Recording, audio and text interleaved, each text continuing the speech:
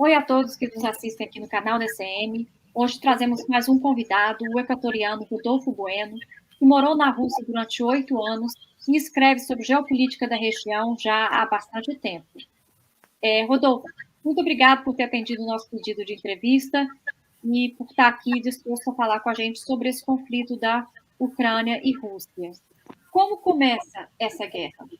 Mira, yo pienso que hay que recordar un poquito el pasado. Ucrania y Rusia son el mismo país. O sea, genéticamente el pueblo ruso y el pueblo ucraniano son igualitos. No hay cómo distinguir el uno del otro. El nacionalismo ucraniano prácticamente fue inexistente durante el Imperio Ruso. Cuando vino la revolución bolchevique, apareció un movimiento nacionalista en Ucrania que formó una especie de República Popular Ucraniana que existió entre el año 17 y el 21, pero que no era que gobernaba, ni mucho menos, porque en Ucrania había la guerra civil también, igual que en Rusia, y había anarquistas, comunistas, partidarios del emperador, partidarios socialdemócratas, socialistas revolucionarios, había de todo.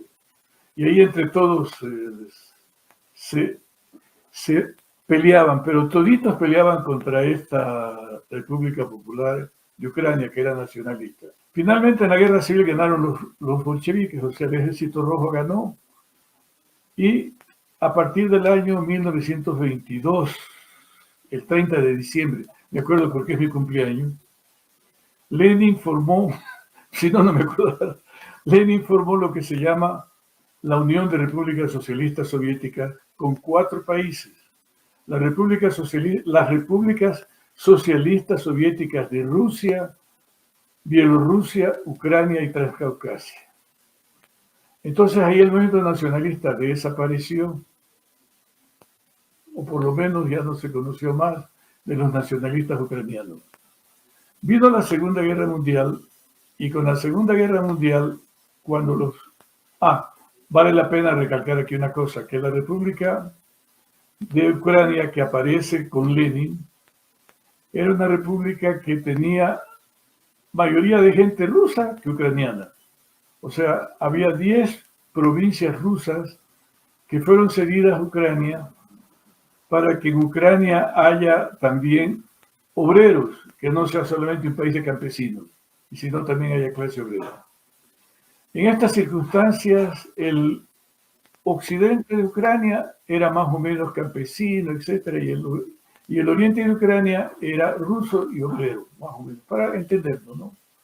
Cuando vino la Segunda Guerra Mundial, la parte occidental resurgió otra vez el movimiento nacionalista, abanderado por un señor apellido Bandera, que hizo un movimiento que se llamaba UPA, y que se alió a los nazis.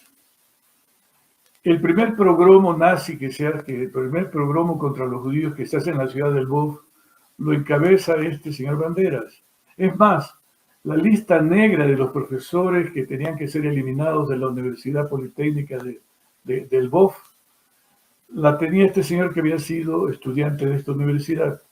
Entonces esta gente se alió a los nazis, peleó junto a los nazis, para que nos demos una idea más o menos clara del problema.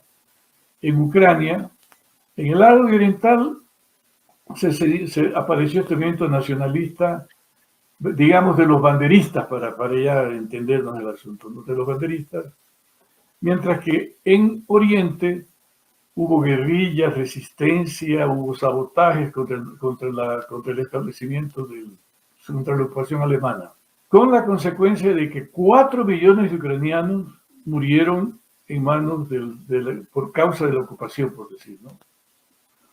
Pero en manos de esta gente, de los banderistas, bueno, murieron cientos de miles de personas. No sé si ha oído hablar de Babi Yar, que es uno de las primeras matanzas que hay. Sí, he oído hablar de Babi Yar con 34.000 muertos. Todo el movimiento de alianza con los nazis se prolonga hasta el fin de la guerra y hasta después de la guerra, porque los movimientos banderistas son más o menos derrotados finalmente. Hay ahí intermedios que sí que se pelean aquí, que se pelean allá, que se llevan acá, que los meten presos, que salen, porque esas discrepancias internas entre los fascistas no es motivo de este problema, ¿no? Sino que simplemente cuando termina la guerra continúa la lucha armada de estos banderistas que más o menos por los años 60 termina. Desaparecen, derrotados por el poder soviético, por decirlo así. Desaparecen por completo. Reaparecen cuando la Unión Soviética se disuelve en 1991 y forman estos grupos neofascistas que yo les llamo simplemente nazis, que son el sector de la derecha, el Esvaboda, o sea, Libertad, el batallón Azov, etcétera, una serie de movimientos de ultraderecha que van cogiendo cada vez más fuerza dentro de Ucrania. Cuando había el gobierno de Yushchenko, a Bandera lo nombran héroe nacional y el día del nacimiento, que es el 1 de enero, el 2 de enero, lo nombran fiesta nacional. Después viene este gobierno de Yanukovych, lo elimina de héroe nacional porque Yanukovych era del occidente. Pero a Yanukovych le dan el golpe de Estado en Maidán entre noviembre del 2013 hasta más o menos febrero del 2014. Le dan el golpe de Estado con el dinero que invierte Estados Unidos, que dijo Victoria Nuland que habían invertido más o menos unos 5.000 millones de dólares en armar este golpe de Estado. 5 bilhões de dólares que os Estados Unidos investem para o Estado.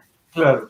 Y resulta que este golpe de Estado es fundamentalmente hecho, según uno de los 3 puntos que plantea Victoria Nuland, para que el neofascismo tenga fuerza en Ucrania, porque el neofascismo es antirruso. Entonces, después que lo tumban a ¿cómo se llama?, a Yanukovych, vienen las elecciones, gana Poroshenko lo vuelve a nombrar héroe ¿cómo se llama?, a este Bandera.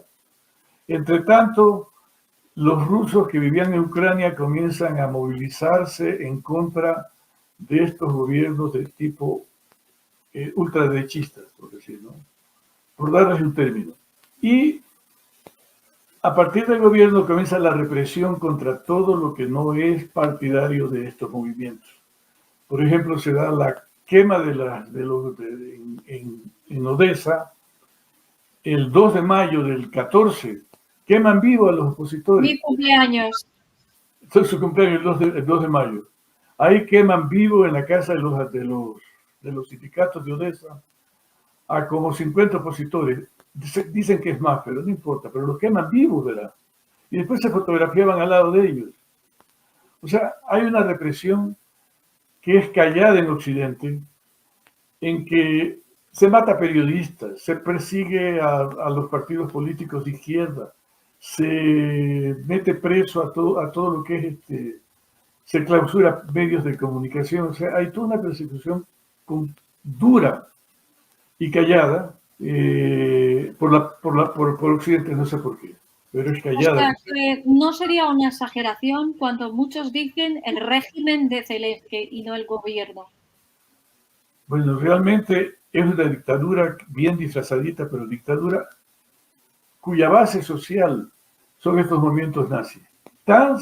Hasta que llega la elección de este Zelensky, que es el actual presidente de Ucrania, que no solamente siguen celebrando las fiestas de este, ¿cómo se llamaba?, de Bandera, sino que nombra héroe nacional al director del movimiento del sector de derecha, que es el que quema vivo a los trabajadores, a los que reclamaban la libertad allá en Odessa, a los que queman vivo. Entonces a este lo nombra héroe nacional con la máxima condecoración. Del sector de derecha, ¿no? El sector de derecha. Es un apellido impronunciable, por eso no quiero meterme en el apellido, pero el líder de ellos. En todo caso, esta gente toma mucho poder.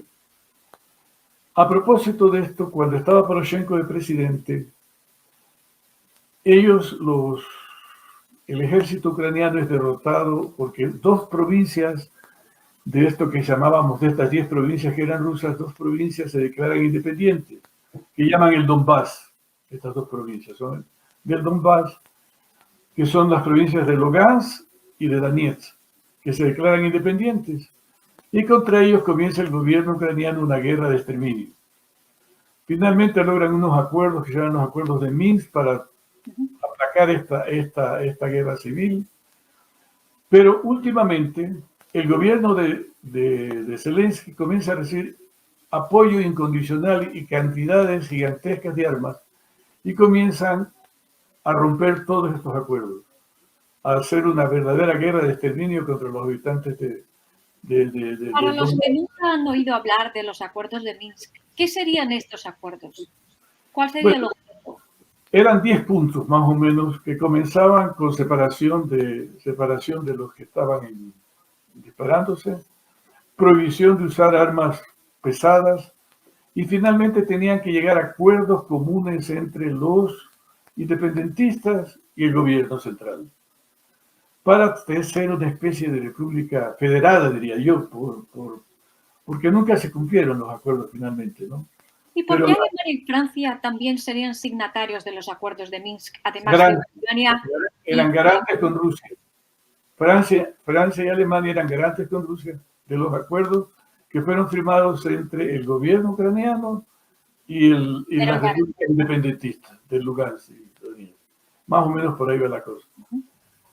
Entonces, cuando el presidente Putin reclama que la OTAN se está acercando demasiado a sus fronteras y que tienen que respetar los acuerdos firmados anteriormente y que no van a permitir que Ucrania ingrese a la OTAN, esto es más o menos, me parece, el año pasado, a finales del año pasado.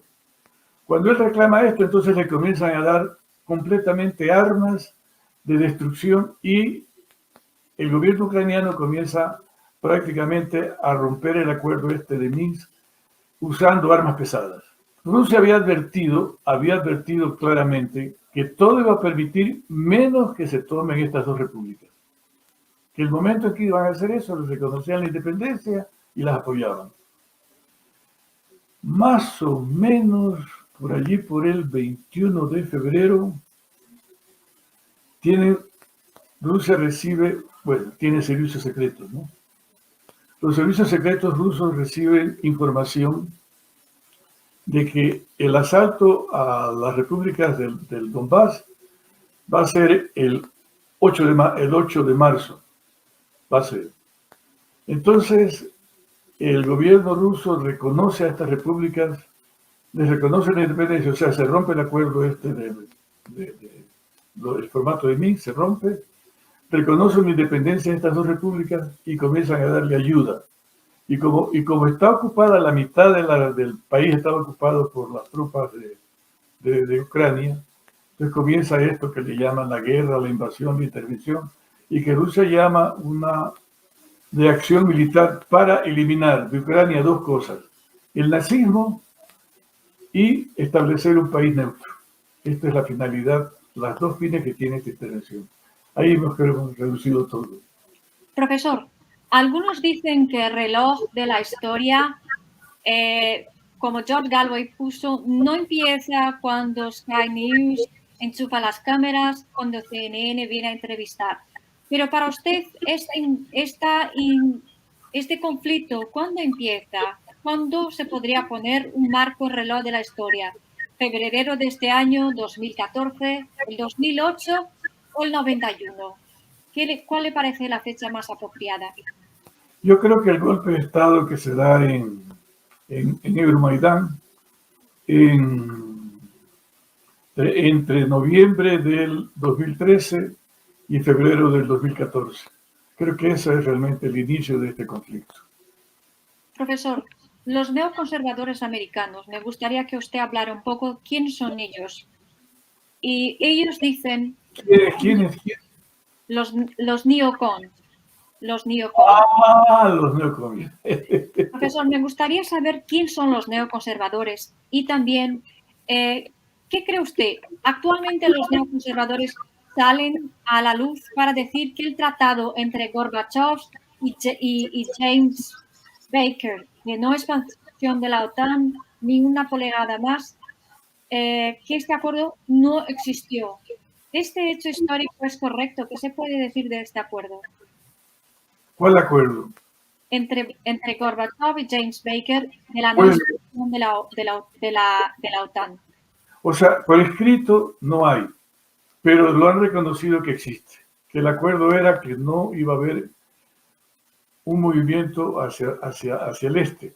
Pero aunque esos acuerdos no estén firmados, hay un acuerdo muy anterior, que son los acuerdos de Yalta cuando termina la Segunda Guerra Mundial.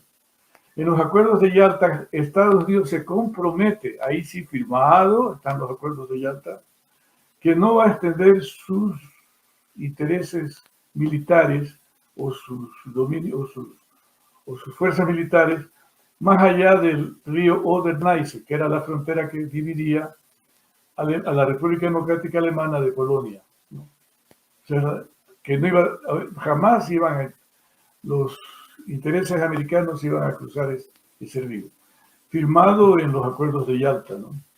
¿Cómo se escribe Yalta para nuestros oyentes? La letra Y-A-L-T-A. Acordos de Yalta, Y-A-L-T-A. Que Professor, mitológico. quem seriam os neoconservadores? Qual o seu papel nessa guerra? Verá, hubo un judío alemán que se llamaba Leo Strauss, que salió de Alemania cuando Hitler subió al poder, o sea, por los años 33, y era profesor de la Universidad de Chicago. Y parece que él era de ultraderecha. Las lecciones de filosofía que dio no se conocen porque nunca escribió nada, pero sus discípulos, uno de ellos es la señora, estábamos hablando de ella hace poquito, Victoria Victoria Nuland.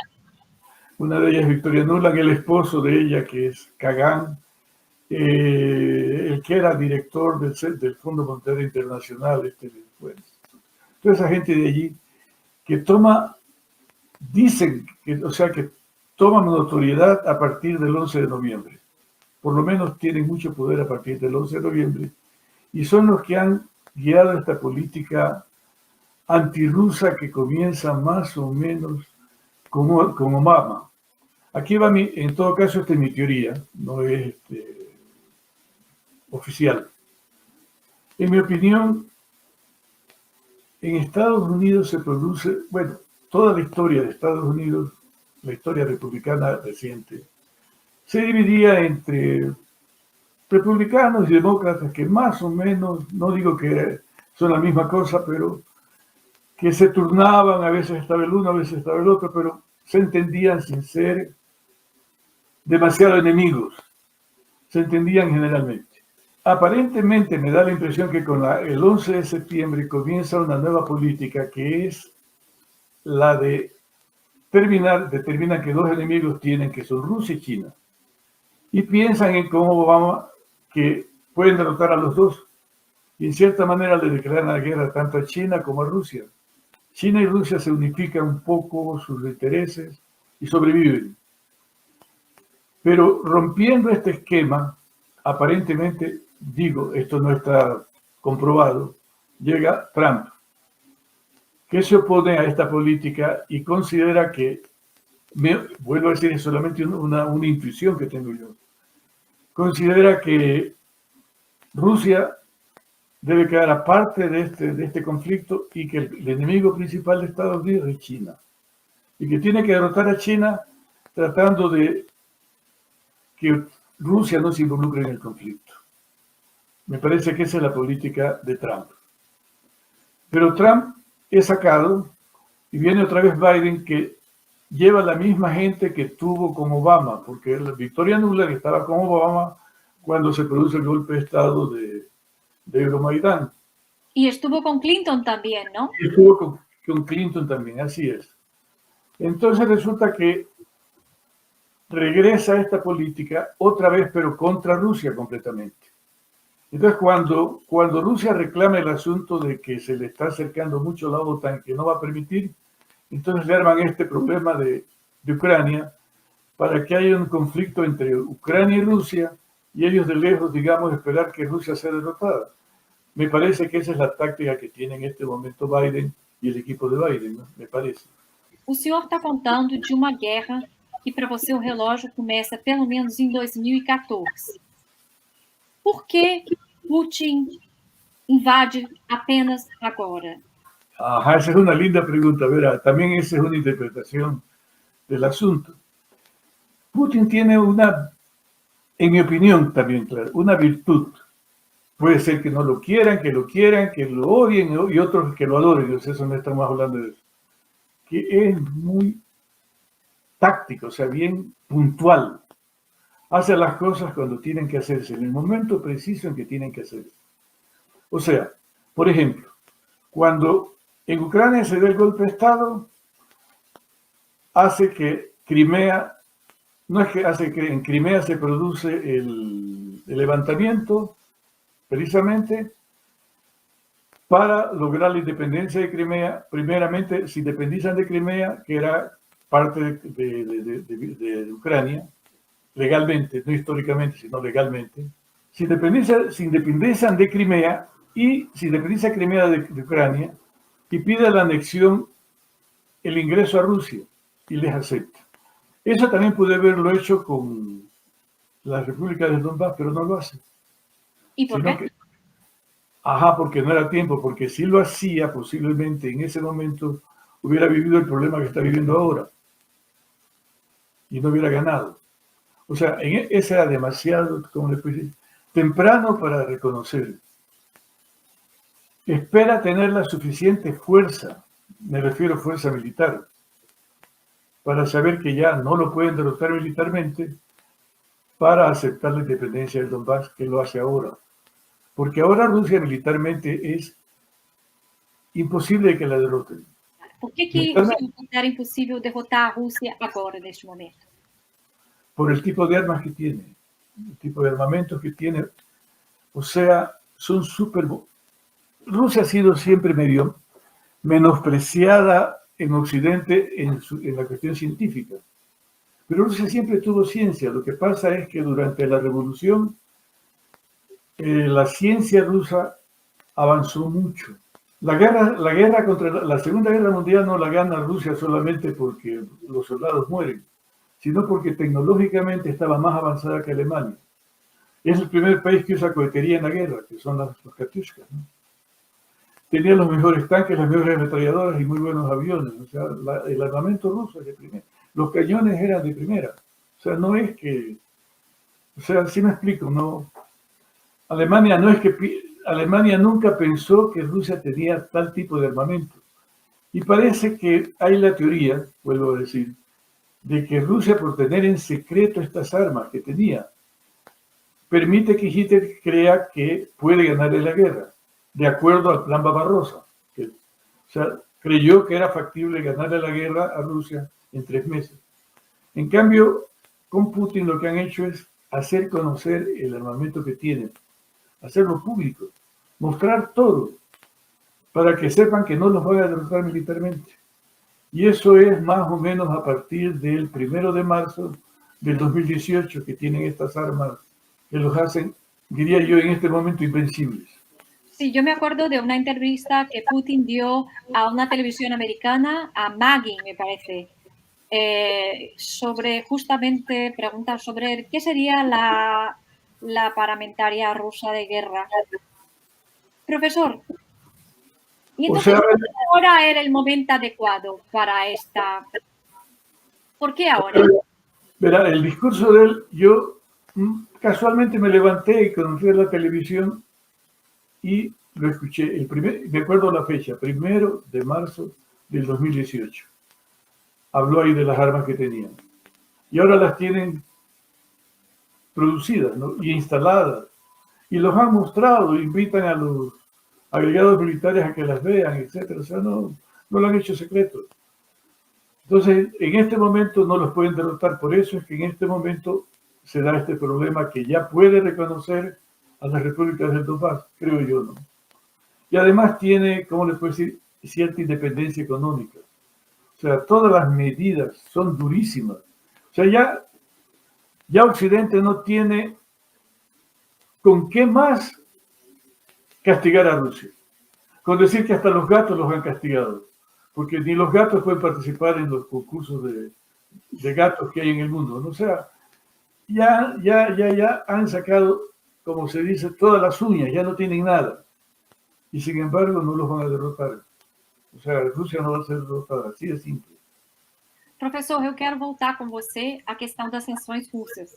Mas antes, eu queria perguntar sobre uma percepção que existe. Existe uma percepção muito comum, inclusive na esquerda, que trataria-se da guerra de dois impérios, dois senhores, e do expansionismo americano e do expansionismo russo.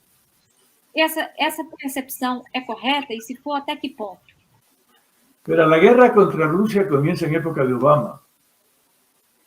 Contra Rusia, declarada por los Estados Unidos que han venido aplicando una serie de cosas. Rusia lo que ha hecho es más o menos defenderse, diría yo. Defenderse de la agresión americana. Y la agresión última es esta en Ucrania, ¿no?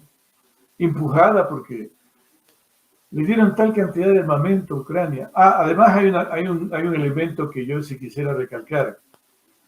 Durante la Segunda Guerra Mundial, la Unión Soviética perdió 27 millones de habitantes, de los cuales solo 10 millones eran soldados. Porque a diferencia de la guerra en Occidente, era una guerra, digamos, por intereses monopólicas o por intereses geopolíticos, por revancha, por lo que quieran. La guerra en Rusia no es parte de la Segunda Guerra Mundial, ellos la llaman la Gran Guerra Patria, porque a diferencia de la Guerra Segunda, que le digo es por intereses geopolíticos, por lo que usted quiera, la Gran Guerra Patria es una guerra de exterminio. O sea, la teoría nazi decía que el este de Europa estaba poblado por subhombres, o sea, por hombres de raza inferior, los eslavos, que debían ser eliminados, no es que debían, eliminados de allí para... Na versão nazista, os eslavos eram unicamente a classe inferior que teria que ser eliminada. Una raza inferior que ocupaba lo que los alemanes llamaban, lo que los nazis llamaban, para ser claro, el espacio vital. Daban ese término, espacio vital, y que debían ser eliminados. Por eso es que se da cuenta, en Ucrania matan a 4 millones de personas, y en total de los 17 millones, 10 millones son soldados, de los 27 millones, 10 millones de soldados, son 17 millones de civiles que mueren generalmente en los campos de concentración, eliminados físicamente. O sea, es una guerra de exterminio contra los rusos, contra los gitanos, contra los judíos. Eso es lo real. Entonces, Rusia ha sufrido mucho a causa del nazismo, como para permitir que a su lado, en su frontera, se establezca un régimen nazi con armamento atómico. Porque este es el otro detalle. Cuando Zelensky va a la conferencia de Múnich, él habla de que van a hacer bombas atómicas y tienen la capacidad de hacerlo. Y lastimosamente es aplaudido de piedra.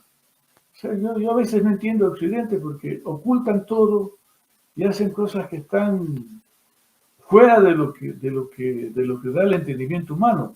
Han apoyado a un régimen nazi durante estos últimos 10 años, ¿no?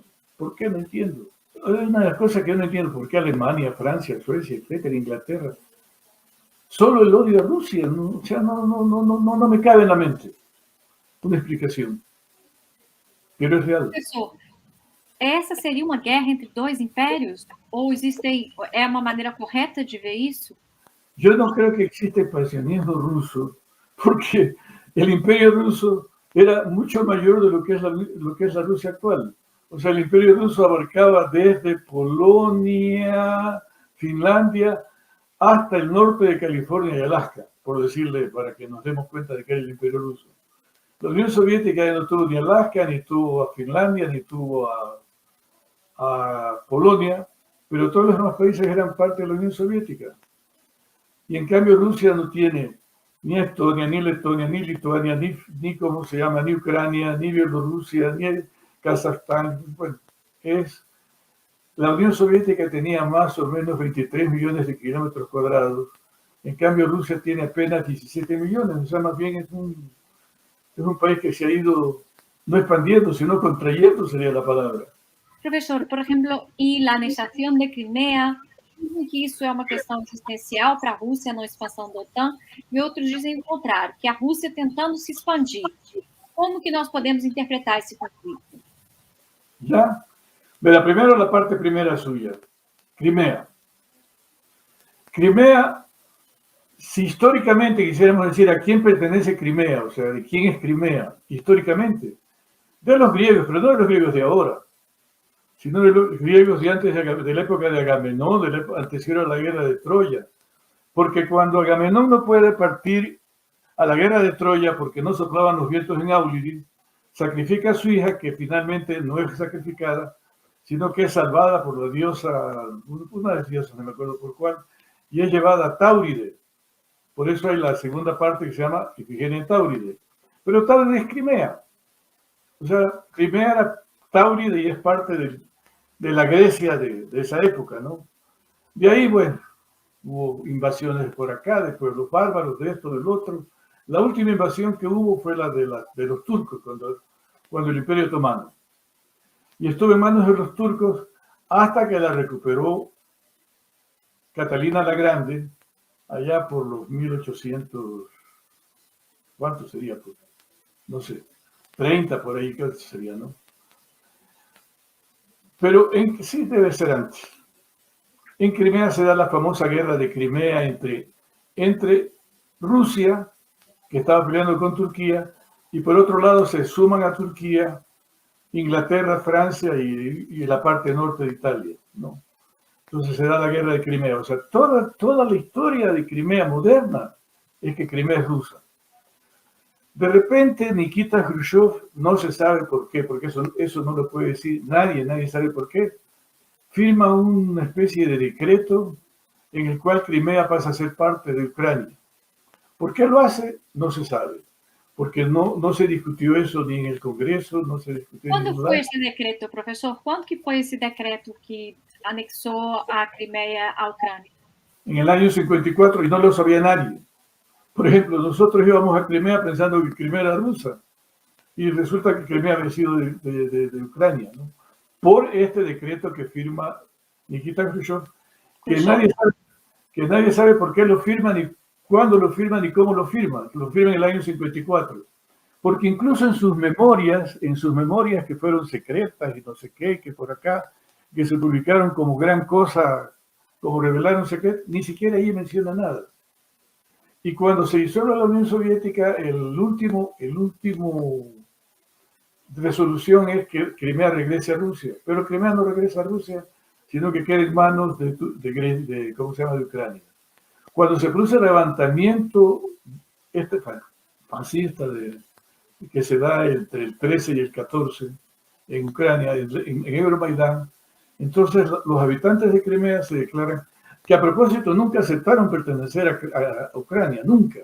En todo lo largo de esta historia, desde el 54 hasta el 2014, nunca aceptaron pertenecer a Ucrania, los habitantes de Crimea, que son más o menos un 70% rusos, un 20% ucranianos y un 10% tártaros, para más o menos entenderlo, ¿no? Entonces, allí se produce un plebiscito y ellos se declaran independientes. Y después piden ingresar a Rusia y Rusia los acepta. Ese es el lío de allí. La otra pregunta era de... Si era una cuestión de expansionismo de un imperio contra expansionismo de otro, o una cuestión de existencial, de una amenaza existencial a Rusia, como usted lo ve. O sea, el problema actual para Rusia es existencial. Supongamos, ¿no?, que Rusia perdiera esto, este problema, este conflicto que tiene con Ucrania, desaparece como país, así de simple. ¿Y por qué se dice? Porque las fuerzas que luchan contra Rusia, o sea, que son, porque Ucrania en este caso no es más que el peón de sacrificio.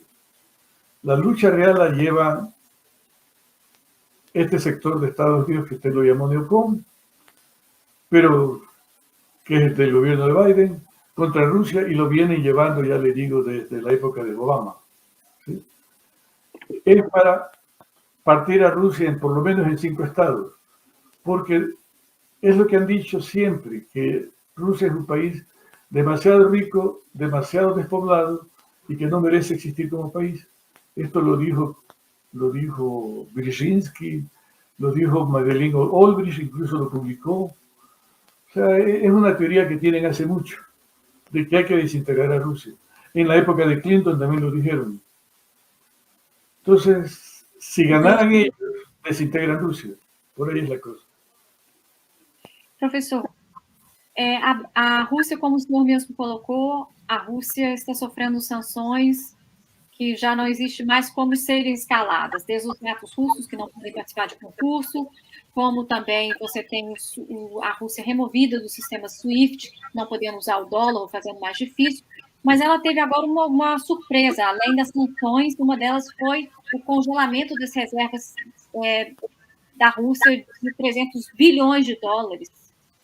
A Rússia fica, então, com mais ou menos 100% de dinheiro, 150% de ouro.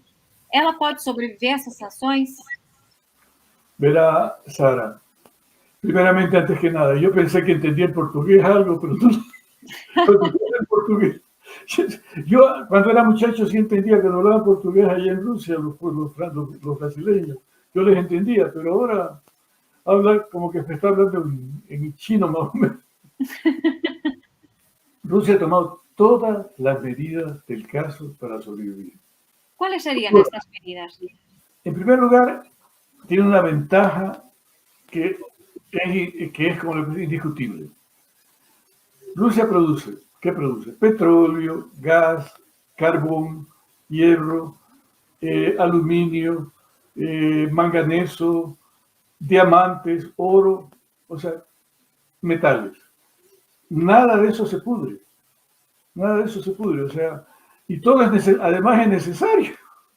Yo no sé cómo van a hacerlo porque el petróleo lo necesita todo el mundo.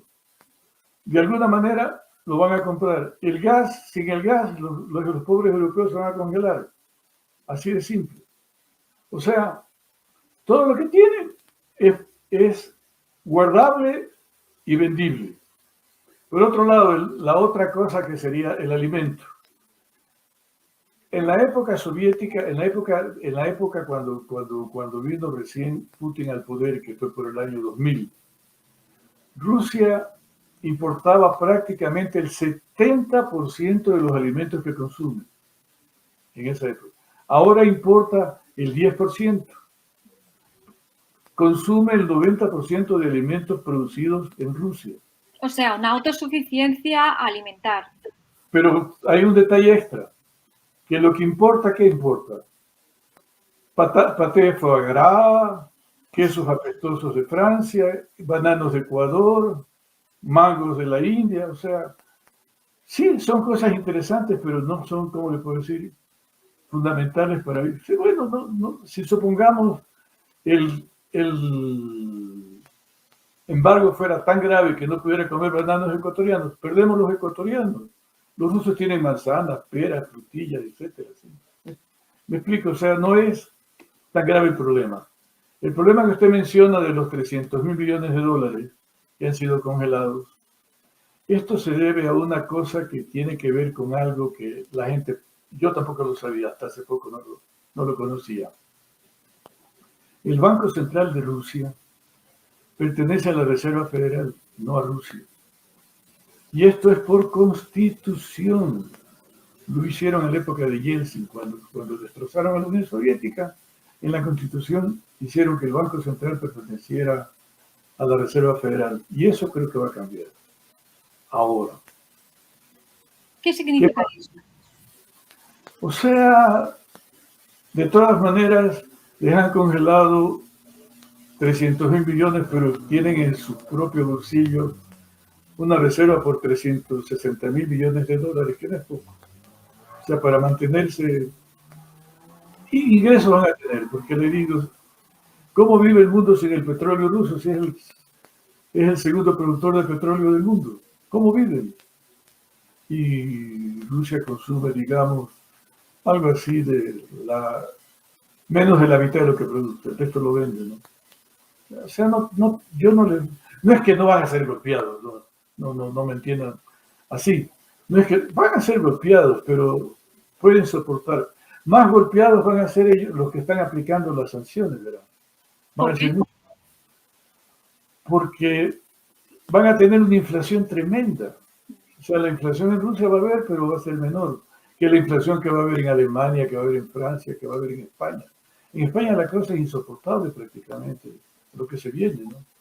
Por que a Europa estaria tão interessada em entrar no jogo americano quanto essas próprias sanções implica num impacto econômico de guerra nas economias locais da Europa? Mira, cuando Victoria Nuland habla con el embajador norteamericano y esa conversación sale en YouTube, En Piatto, sí. ¿sí? Esa que sale ahí, esa famosa conversación. Otro de los puntos que, además de apoyar a los nazis para que los nazis le hagan la guerra a Rusia, además de eso, era evitar que Europa y Rusia se entiendan y que Europa se vuelva enemiga de Rusia. Entonces, de alguna manera, involucran a Europa en el asunto este del Euromaidán y hacen que los intereses... O sea, está tan complejo el problema, ¿no? Sí. Parece que Europa, al terminar la Segunda Guerra Mundial, Europa tiene, ¿cómo le puedo decir?, una posición,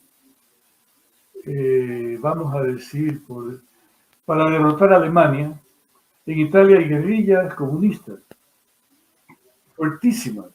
O sea, logran los norteamericanos, no digo que logran que el ejército alemán se rinda sin pelear en Italia y por lo tanto hacen que las guerrillas comunistas no ganen, que son las que dominaban el norte de Italia, cuando Italia estaba ocupada por los alemanes. En Francia hay dos fuerzas gigantescas que se levantan contra Alemania, que son los comunistas y los partidarios de Gaulle. A los comunistas los quitan inmediatamente después de la invasión de Normandía. Y a De Gaulle lo quitan con la famosa mayo del 68, lo votan, ¿no? En mi opinión, los mismos norteamericanos. Porque De Gaulle les había votado a la OTAN de París, porque cuando se funda la OTAN se funda con sede en París. La sede de la OTAN estaba en París, no en Bélgica, sino en París. Y De Gaulle los vota. Y los vota con las causas que pronuncia son bien grandotas, ¿no? Entonces, cuando lo votan a De Gaulle, creo que se la tienen guardada la venganza. Y en cierta manera, la Revolución de Mayo de París no hay pruebas, ¿no? No hay pruebas, pero yo me la acuerdo que... Porque ¿a quién votan? A De Gaulle. Y a partir de allí comienzan, no inmediatamente, ¿no? Fíjense, no sé si recuerda usted que había este Dominique Strauss. Sí, el escándalo que hubo, sí. Ya. Él iba a ser el presidente de Francia. Lo tenía la presidencia en el bolsillo. Le hicieron el relajo que le hicieron y lo pusieron a Hollande, que ya era de ellos.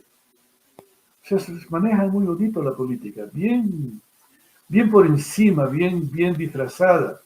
No es que lo dicen, pero si uno así escarba un poquito, como que encuentra... Se va a Dominique Strauss-Kahn, razón habrá habido, ¿no? Razones habrán tenido para que le hagan lo que le hicieron. Y lo ponen a Holanda, y Holanda ya es de ellos, y a partir de allí Francia es de ellos. Dominan Alemania en cierta manera a través de ellos también. ¿Cómo lo hacen? No sé. Ou seja, nós estamos fazendo uma influência americana dentro da própria política espanhola, europeia, que aparentemente é imperceptível, é isso. Claro, o sea, a través de esto manejan a la OTAN, manejan a esto. Metieron a los polacos y a los de Estonia, Letonia, Lituania, etcétera. Los metieron en Europa porque, bueno, el anticomunismo de Polonia, el antirrusismo y el anticomunismo de Polonia es de permiso ya. No sé si usted se acuerda que tenían un presidente Kaczynski, me parece apellido, que decretó el primer presidente de la República de Polonia, cuando Polonia se separó ya, dejó de ser socialista y se hizo capitalista. El primer decreto que firma, uno de los primeros, bueno, no el primero, uno de los primeros decretos que firman, es que es traidora a Polonia, escúcheme, traidora a Polonia, toda persona que hubiera peleado por la República Española en la Guerra Civil, por la República, o sea, que traidora a Polonia son Hemingway, César Vallejo y todos los Orwell. Niños famoso. huérfanos, ¿no? Crianças órfãs foram entregues también. O sea, digamos, han metido a esta gente ahí y esta gente tiene su peso específico. O sea, Europa está manejada ahorita por los Estados Unidos y aparentemente había la posibilidad de que se separen un poco a través de, qué sé yo, de los nuevos movimientos que hay allí en Europa, algunos de derecha, otros de izquierda, etcétera. No interesa, pero aparentemente había la posibilidad. Con esta guerra que hay ahorita en Ucrania, esa posibilidad me parece está muerta, por lo pronto, por los cuántos años, no sé, ¿no? Pero está muerta. Muitos especialistas dizem que, apesar da OTAN não ter ingressado, apesar da Ucrânia não ter ingressado à OTAN de forma formal, ela se tornou um membro fático pela estrutura militar, pelo apoio, treinamento estrangeiro. O senhor estaria de acordo com essa afirmação? Sabe que yo creo que no. Yo creo que la OTAN entiende claramente, o sea, que han usado a este señor, a Zelensky, para crear este problema, pero no para meterse ellos. O sea, la única forma de que Rusia no logre los dos objetivos que tiene, eliminar el nazismo y lograr que Ucrania sea un país neutral, o sea, desarmado más o menos, ¿no? Es lo que busca. La única forma que esto no pudiera pasar es que la OTAN se metiera. Pero eso es la Tercera Guerra Mundial, que no la quiere ni Estados Unidos, ni Europa, ni Rusia, ni China, ni nadie. Porque es el fin, ¿no? Professor, para terminar, o senhor vê uma decisão, o senhor vê um fim, uma resolução para esse conflito no momento? Seria possível, seria plausível nesse momento uma negociação com sucesso? Las negociaciones son fundamentales tanto para Ucrania como para Rusia. Lo que pasa es que en Ucrania tiene que ser derrotado el nazismo, que es la que tiene la fuerza, no, incluso política. O sea, tiene fuerza militar y política, pero tiene que ser derrotada, porque si el nazismo no es derrotado, no hay posibilidades de arreglo. Primero tiene que ser derrotado el nazismo y después establecer una república de tipo federal, vaya a saber, que mantenga la unidad y la estabilidad de Ucrania. Pero eso es a más largo plazo, por lo menos de unos 10 años, calculo yo, no menos. Porque el tiempo no ha pasado en vano. Verá, yo he estudiado toda mi vida lo que es el nazismo y el fascismo, lo he estudiado, o sea, como fenómeno social. Y no lo entiendo hasta ahora, a pesar de que lo he estudiado mucho. Mire, cuando Hitler se afilia al Partido Obrero Nacional Socialista Alemán, es el séptimo miembro de esa organización. Y después lo que logra hacer. Cuando Hitler sube al poder en el año 33, el 30 de diciembre del 33, son la tercera parte de los votos de Alemania. El resto, las 2/3 partes, no, son contra él. En el año 40, para junio del 40, todo el mundo en Alemania, hasta los perros y los gatos, eran nazis. Todo el mundo, o sea, no hay una persona que, tal vez una excepción habrá habido por ahí en los campos de concentración, pero ya toda Alemania es nazi. Miren en Ucrania el movimiento nacionalista sí existió por allá durante la guerra civil, existió. Cuando se viene la invasión nazi son minoritarios, son en el occidente de Ucrania y son 4 pelagatos. Ahora son fuertes y fuertísimos dentro de Ucrania y esos son los que tienen que ser derrotados. Ahora, ¿cuánto durará? Rusia pudo derrotarlos en 2 patadas, pero tenía que haber muerto 100.000 personas. Entonces, no. Entonces están en una guerra de desgaste para ver cómo lo derrotan sin que se derrame mucha sangre, ¿no? Eso por ahí es el asunto. Professor, Putin é visto com unanimidade, inclusive pelas pessoas de esquerda no mundo ocidental, como o déspota russo, como autocrata. Dentro da Rússia, ele tem 74% de aprovação, de acordo com uma agência americana. Como é possível reconciliar essas duas versões? Quem é Putin? Yo diría que es un gran patriota ruso, en primer lugar, que tiene una ideología conservadora, cristiana, nacional, que ha salvado a Rusia de la desintegración. Porque cuando llega él al poder en el año 2000, hasta yo decía, miraba como, ¿quién será este tipo, no? Pero ya para el año 2007 ya le cogí respeto.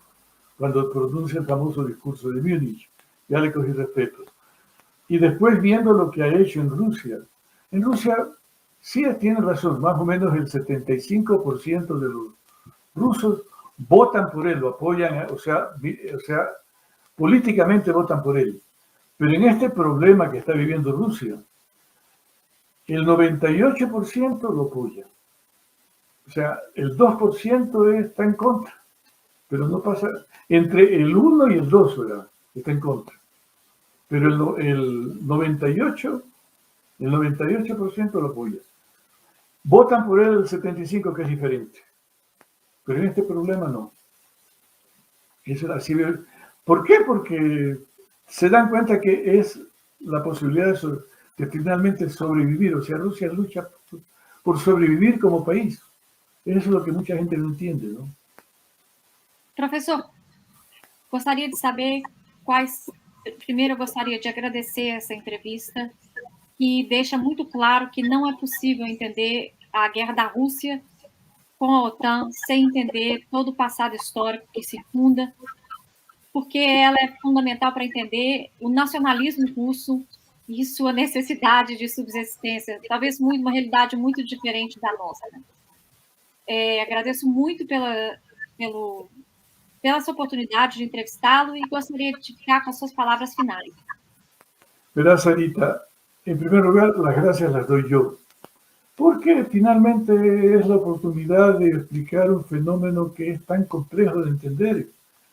Porque es bien fácil, la propaganda contra Rusia es bien fácil.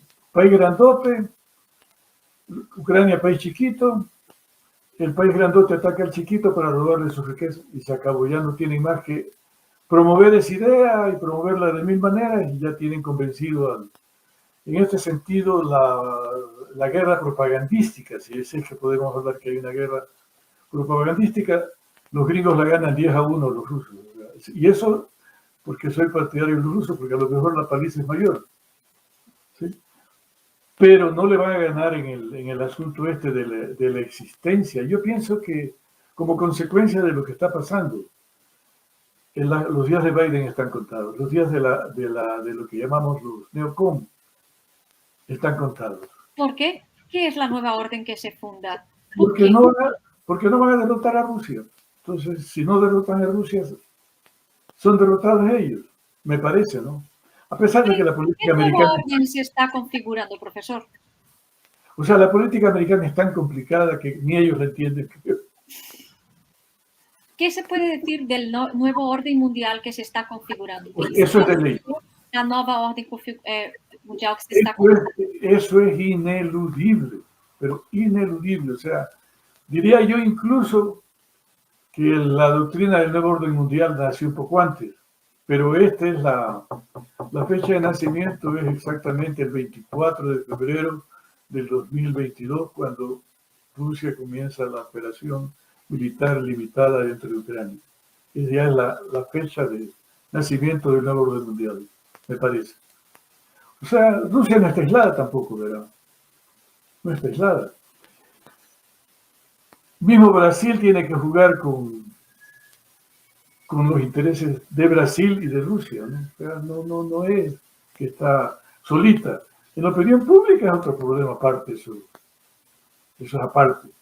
Pero económicamente, militarmente, etcétera, políticamente, no.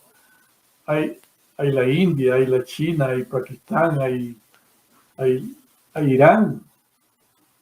O sea, a más de países como Cuba o Venezuela, etcétera, ¿no? O sea, no es tan así, tan tajante tampoco la victoria americana, ¿no? Pero en la propaganda sí, eso sí, ineludible. Profesor, muchísimas gracias. Ha sido Las un placer estar con el gracias yo.